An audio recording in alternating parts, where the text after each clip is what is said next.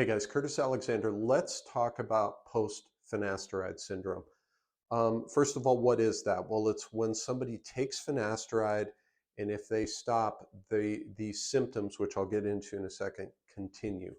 Now, let's talk a little bit about what might be going on. First of all, what is post finasteride syndrome or PFS? What is it specifically? Well, it's a whole host of things that can show up as all of these things, a certain subset, but mainly it's going to be sexual side effects, inability to obtain an erection, decreased libido, ejaculatory problems, those sorts of issues. You can also have a lot of mental health problems, and I'll get into why this might be happening, uh, from suicidal ideations, depression, anxiety. A lot of these men suffer with this, and that's why it's post finasteride syndrome, is because even when they stop it, these things are continuing. Insomnia. So it's just kind of a wide range of effects, but it's very debilitating just from a lifestyle standpoint to do this. So I think the important question is what in the world might be causing this? Well, we have to understand finasteride is a medication that blocks an enzyme that converts testosterone to DHT. So the DHT goes down. But what people don't realize is finasteride doesn't just block that enzyme.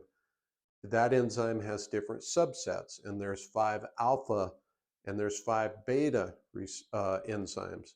And what we also have to understand is by blocking this enzyme, you're not just blocking testosterone to DHT. That enzyme is involved in other processes in your body, particularly processes that convert other steroid hormones, not just testosterone to DHT. So we can see things like, and the names aren't important, but 5-alpha dihydroaldosterone. Now, aldosterone is a hormone in your body that's involved in water retention, water elimination. Well, this particular one, we're getting less of this. So we see an increased elimination in salt from your body, which affects blood pressure, things like that. We're also seeing, by blocking the enzyme that finasteride does, we can see a decrease in neurosteroids. So these steroid hormones that are very important for brain function, one of those is allopregnanolone.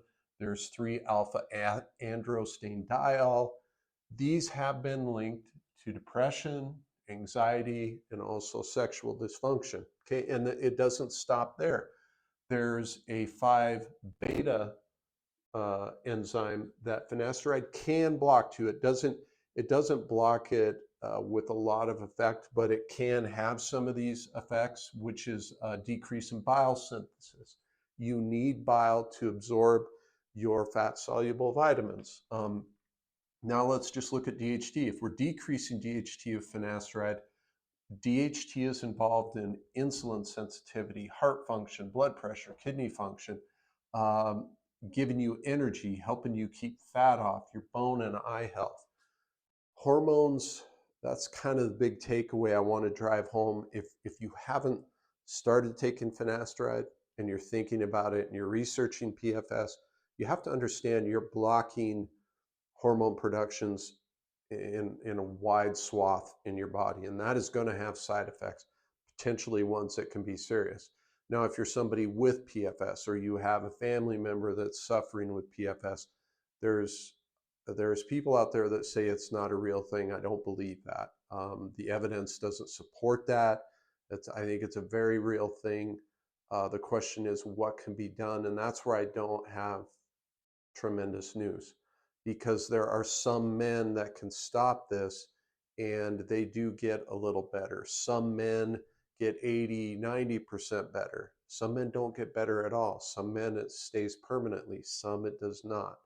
So there are no good answers about how long will this last, those sorts of things. The best thing that I think you can do if you're suffering with these things is try to look at ways to first and foremost increase your DHT, to kind of reestablish that testosterone to DHT conversion, unless you're taking it for cancer purposes, and then that's obviously something you have to talk to your doctor. But this is kind of one of those videos where it's a warning for people that just because it's a medication that we call it a 5 alpha reductase inhibitor, it really does affect a bigger swath of things, and that's very important for people to know. So I'm going to stop there. Make sure to go to my website.